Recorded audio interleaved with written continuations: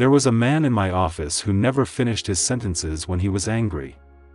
He would just stop talking, mid-word sometimes, and walk away. For years I thought it was a weakness.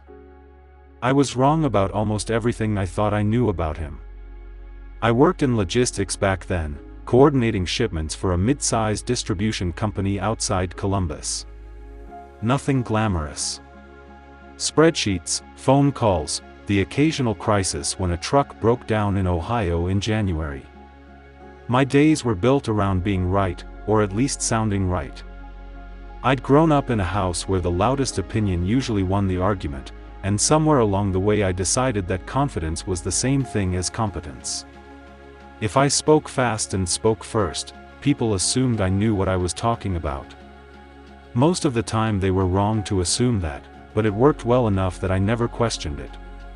His name was Daniel. He managed the warehouse side, which meant our paths crossed constantly, usually when something had gone wrong. Late shipments, damaged inventory, the normal chaos of moving boxes from one place to another. What I noticed first about Daniel wasn't anything dramatic. It was smaller than that.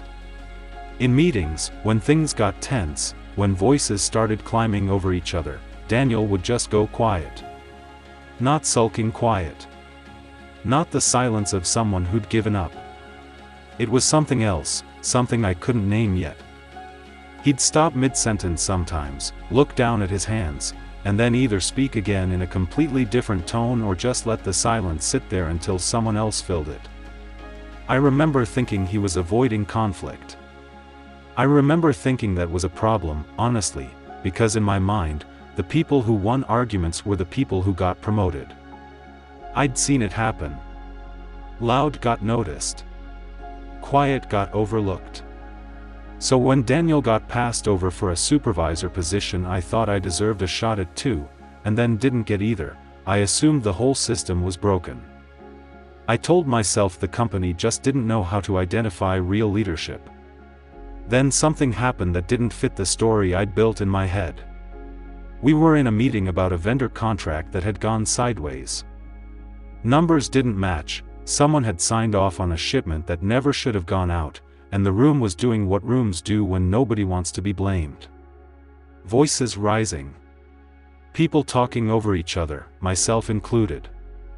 I was mid-argument, halfway through explaining why it wasn't my department's fault, when I noticed Daniel hadn't said a word in almost 10 minutes.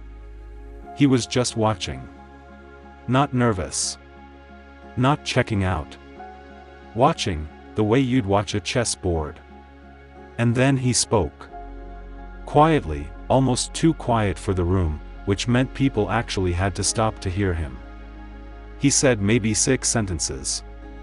He named the exact point in the process where the miscommunication happened, without blaming any single person, and he proposed a fix that took the temperature of the whole room down by about 20 degrees. It wasn't clever. It wasn't a power move. It was just accurate and calm, and it landed because everyone else had already spent their energy being loud. I remember sitting there afterward, replaying it, feeling something I didn't expect. Not admiration exactly. More like discomfort. Like I'd been playing a game with the wrong rules the whole time and nobody had told me. A few weeks later I asked him about it, half joking, something like, "How do you stay so calm when everyone's losing it?" I expected a simple answer. Something about deep breaths or not taking things personally. Instead he thought about it for a second, which surprised me, because most people have a canned response ready for that question. He said that when he was younger, he used to be the loudest person in every room too. He said it cost him a marriage and a job he actually cared about, because he confused being heard with being right, and he confused winning an argument with actually solving a problem. He said somewhere around his early 30s he started doing something small. Before responding to anything that made him angry or defensive, he'd count to about 4 in his head. Not for calm, not really. He said the counting wasn't the point. The point was that in those 4 seconds, he asked himself one question. Is what I'm about to say going to fix this, or is it going to make me feel better right now? He said most of the time, honestly, it was the second one. And once he could see that clearly, he just stopped saying those things. Not all of them. He wasn't a saint about it. But enough of them that people started trusting what came out of his mouth, because it usually meant something. I didn't think much of it that day. It sounded almost too simple, the kind of advice that gets repeated so often it stops meaning anything.